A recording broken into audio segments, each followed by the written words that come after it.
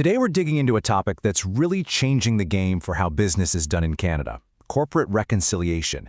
Now, you've probably heard this term a lot, but what we're going to see is that it's way more than just a policy or some corporate buzzword. It's actually a critical framework for the future. So let's get into it. And let's kick things off with a number that puts this whole conversation into perspective: $27.7 billion. That's the estimated annual boost to Canada's GDP if we could just close the income gap between Indigenous and non-Indigenous peoples. So right away you see this isn't only a social issue, it is a massive economic opportunity for the entire country. So, with that huge number in mind, it really begs the big question, the one that corporate Canada is wrestling with right now. What is our actual role? What is the role of business in reconciliation? It's a huge thing to consider, but the good news is there's a pretty clear path forward. To really get the corporate role, though, we first have to understand the why behind it. We need to take a quick look at the history and the economics that make this conversation so absolutely necessary today. The path to get here, it has been long and, frankly, very painful. For thousands of years, this land was home to this incredible tapestry of diverse Indigenous nations, each with their own complex economies.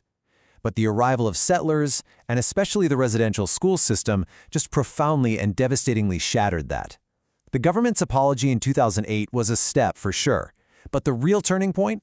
That was 2015, with the release of the Truth and Reconciliation Commission's report. And see, the TRC's final report wasn't just about documenting the past. No way! It created a roadmap for the future with 94 specific calls to action. And these weren't just vague suggestions. They were direct instructions for governments, for institutions, and for the corporate sector on how to move reconciliation forward. This quote from Chief Clarence Louie, it just nails it. It really captures the two big things happening here. This is about improving lives and advancing reconciliation, 100%. But it's also about fueling the entire Canadian economy.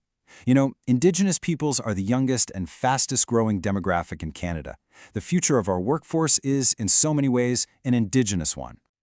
Okay, so with that context locked in, let's zoom right in on the specific framework the TRC laid out for the business community. This is where those big ideas start to become real, concrete actions. At its core, business reconciliation is defined as this shared path. It's all about making sure there's equal economic opportunity and recognizing that when that happens, it creates prosperity for everyone, not just one group. It's a journey, not a destination. And this brings us to call to action number 92, which is basically the playbook. It's got three key parts. First, adopt the UN Declaration on the Rights of Indigenous Peoples, that's UNDPR, as your core framework. And this isn't just symbolic. It means real changes, like getting free, prior, and informed consent. Second, ensure equitable access to jobs, training, and education for real long-term benefits. And third, educate your own people. Provide skills-based training for everyone, from the CEO down to the interns, on Indigenous history and rights. Okay, so that's the what. That's the big idea. But how does a company actually turn these principles into something they do every single day? Let's look at how this theory gets put into action. Well, the Canadian Council for Aboriginal Business lays out this really practical four-step approach. It starts at the top with inclusive leadership, setting actual targets and keeping track of your progress.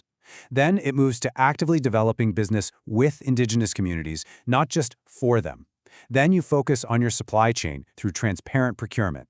And finally, you back it all up with ongoing cultural awareness training and creating real pathways to employment like scholarships and internships. And this really gets to the heart of why that cultural training stuff matters so much.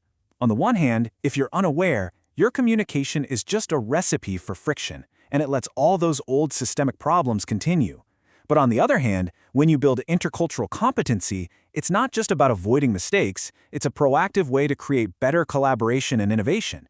You're turning a potential weakness into a massive strength.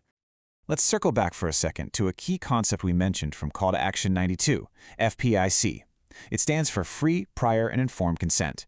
This is a super important standard that gives Indigenous peoples the right to participate in decisions that affect them and their territories.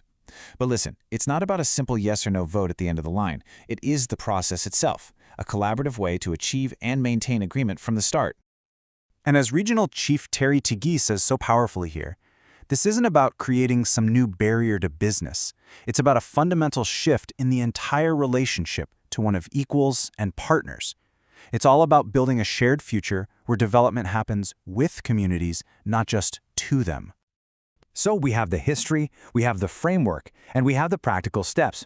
But how is corporate Canada actually doing? Let's look at some data for a bit of a reality check on the progress so far. So let's set a baseline. A study back in 2016, right after the TRC report came out, looked at major Canadian companies.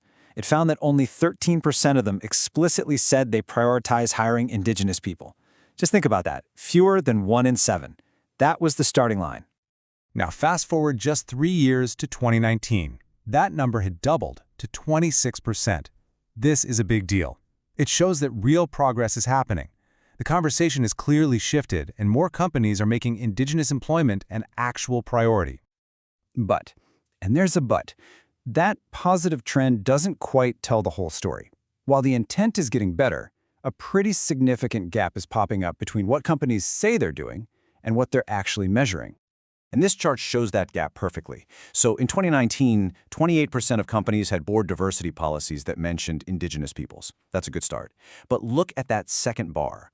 Only 12% were reporting actual hard numbers on how much business they were doing with Indigenous-owned suppliers. This brings us to a key challenge the research found. Companies are getting much better at talking about their policies than they are at reporting the hard data. It's easier to talk about reconciliation than it is to measure it, and that makes tracking real, tangible progress really, really difficult. But despite those challenges, the momentum is undeniable, and it brings us right back to this essential idea. This work isn't just about fulfilling a moral obligation, even though that's paramount. Creating these partnerships and opportunities is good for society, and as the numbers show, it's really, really good for business. And so, this all leaves us with one final, powerful question. It's a question every single leader, employee, and organization in Canada really needs to ask itself. When it all comes down to it, are you building genuine, sustainable relationships, or are you just checking a box? The answer to that question will truly define the future of reconciliation in corporate Canada.